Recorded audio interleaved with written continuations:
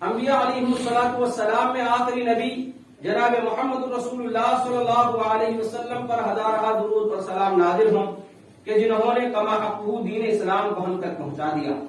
جن کے اوپر اللہ رب العزت نے اپنے کلام مجید کو نازل فرمایا اور آپ کی زبان کو ہی جو ہے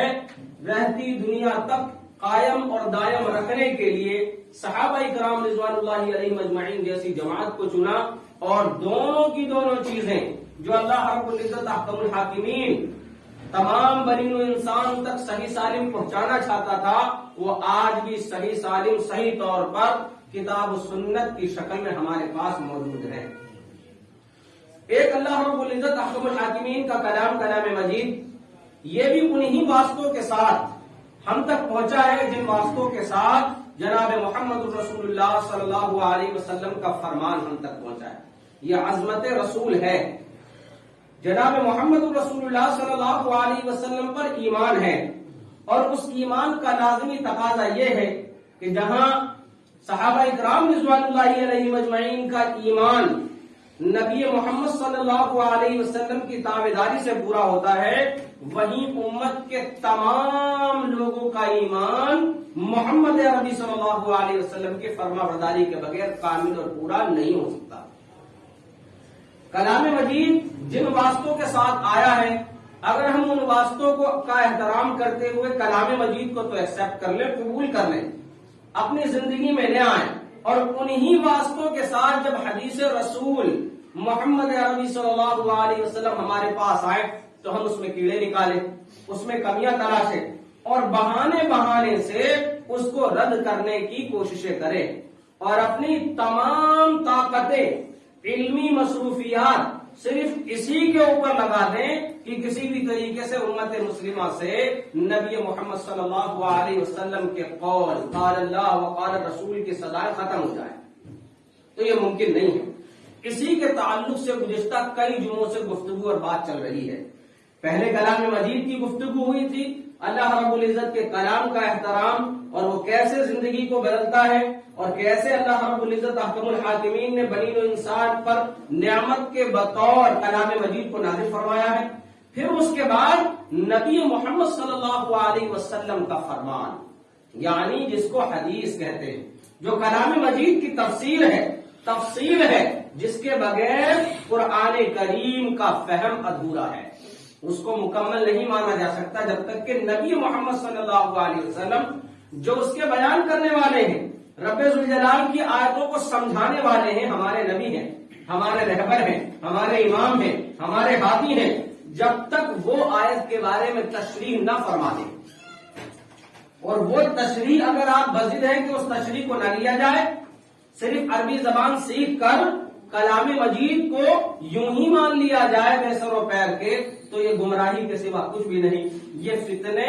محمد عربی صلی اللہ علیہ وسلم کے زمانے کے بعد سے ہیں اور قیامت تک رہیں گے۔ رب ذوالجلال احکم الحاکمین نے اس فتنے سے لڑنے کے لیے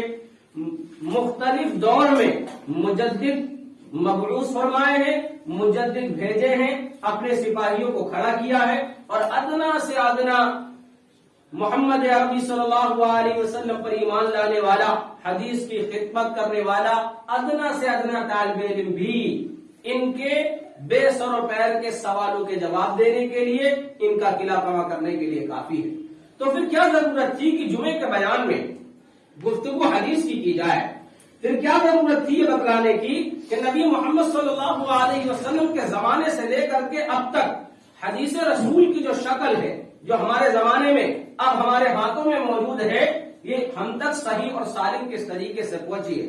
اس لیے تاکہ ہم جان لیں کہ بزرگان دین نے اس اسلام کو، اس طریقے کو، زندگی گزارنے کا جو طریقہ ہمارے ہاتھوں میں ہے، عبادت کا جو طریقہ ہے، رہنے سہنے کا جو طریقہ ہے، پہننے اوڑھنے کا جو طریقہ ہے، کھانے پینے، ملنے جلنے کا، خریدنے بیچنے کا جو طریقہ ہے، وہ صحابہ اکرام نے کتنی محنتوں کے ساتھ اس کو محفوظ کیا ہے، اور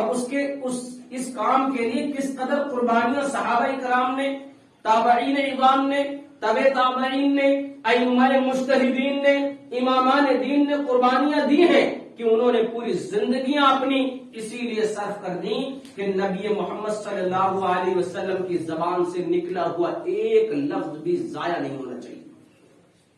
اور وجہ یہی تھی کہ اللہ رب العزت نے آپ کے کلام کو باقی رکھا. اور بے شمار مثالیں کلام مجید میں اس کی، ایک دو نہیں ہے، بے شمار. ایک تو تواتر کے ساتھ آتی ہیں حدیثیں، حدیثوں کے حفظ کرنے کا چلن صحابہ کے دور میں، پھر صحابہ کے شاگردوں میں، پھر ان کے شاگردوں میں، پھر لکھنے کا دور شروع ہوتا ہے جو نبی کے زمانے میں بھی موجود تھا. اور اس کی دلیلیں میں دے چکا بارہا. اس زمانے کی کتابیں جو حدیث کی تھی کلام مجید کے علاوہ وہ موجود ہیں، چھپ چکی ہیں، آپ انہیں دیکھ سکتے ہیں. پھر اس کے بعد چونکہ یادداشت کا زمانہ تھا، لکھنے کو برا جانتے تھے، استاد شاگرد کو چاہتا تھا کہ من وعن جیسے استاد نے یاد کیا ہے درس میں بیٹھ کر، ایسے ہی شاگرد بھی حدیثوں کو یاد کر لے.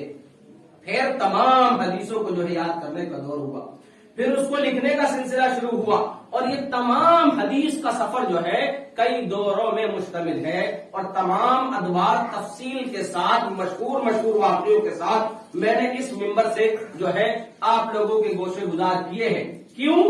صرف اس لیے تاکہ جب کوئی شخص نبی محمد صلی اللہ علیہ وسلم کا نام لے کر اور صحیح سند کے ساتھ نبی محمد کی گفتگو کو، بات کو، قول کو، فعل کو ہمارے سامنے رکھے تو پھر اس کے بعد ہماری زبان ہلنی نہیں چاہیے یہ کہتے ہوئے کہ ٹھیک ہے جی اللہ کے رسول کی بات ہوگی، حدیث ہوگی، لیکن ہم یہ نہیں مانتے، ہمارے امام کی بات تو یہ ہے، ہمارے بزرگ کی بات تو یہ ہے، ہمارے پیر کی بات تو یہ ہے، ہمارے اما ابا تو یہ کرتے آ رہے ہیں، لہذا ہم اس کو تسلیم نہیں کرتے. یہ ظلم ہے نبی محمد صلی اللہ علیہ وسلم کے فرمان کے ساتھ. اور وہ شخص کیسے حوض کوثر پر کس منہ سے کھڑا ہوگا جس نے نبی محمد صلی اللہ علیہ وسلم سے محبت کی بات تو کی، لیکن جب فرمان آیا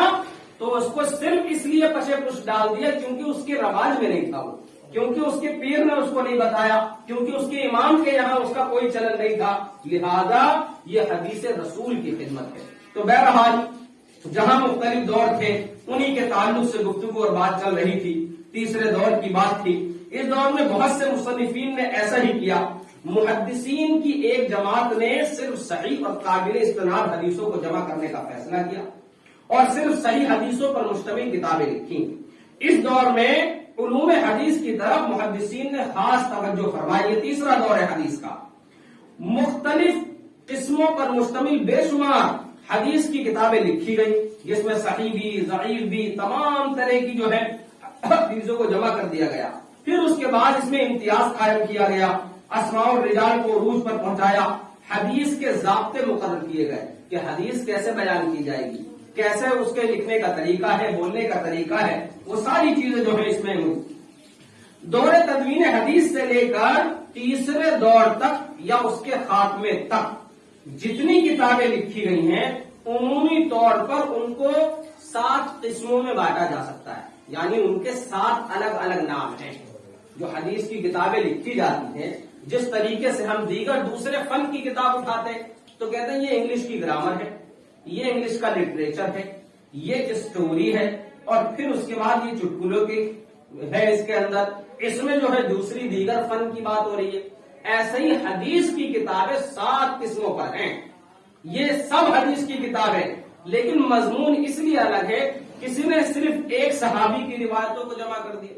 کسی نے ساری حدیثوں کو جمع کر دیا، کسی نے صرف مسائل کی حدیثوں کو جمع کیا، یعنی وضو کے مسائل، نماز کے مسائل، اور اسی نکاح کے مسائل، عقیقے کے مسائل، قربانی کے مسائل. اس نے صرف مسئلے جمع کیے، احکام جمع. کسی نے فضائل کو جمع کر دیا، یہ کام کرنے کی فضیلت، وہ کام کرنے کی فضیلت. کسی نے زہد کو جمع کیا، تقوی کے اعلیٰ سے اعلیٰ مقام کو، عبادت کا طریقہ. اس حساب سے حدیث کی کتابیں تیسرے دور کے اندر جو لکھی گئی ہیں ان کو 7 قسموں میں بانٹا جا سکتا ہے. جو مشہور ہے حدیث کا جاننے والا ادنا سے ادنا طالب علم بھی ان چیزوں کو جانتا ہے. اس لیے گوشے گزار کی جا رہی ہیں، اس لیے بتلایا جا رہا ہے تاکہ ذہن میں رہے کہ جب حدیث کی بات آئے، ہمارے نبی کے قول فرمان کی بات آئے اور اس میں نیچے لکھا ہوا ہو الجامع الصغیر، صحیح، سنن ترمذی، تو سمجھ میں آ جائے اچھا اس کتاب کی بات ہو. تو اس میں سر فہرست جو کتاب ہے جس کو جامع کہا جاتا ہے، یہ حدیث کی وہ کتاب ہے جس میں سیرت، تفسیر، عقیدہ، فتن، احکام، رقائق، مناقب، آداب، یہ 8 بابوں کے حساب سے حدیثیں ہوں۔ اس میں عقیدہ بھی بیان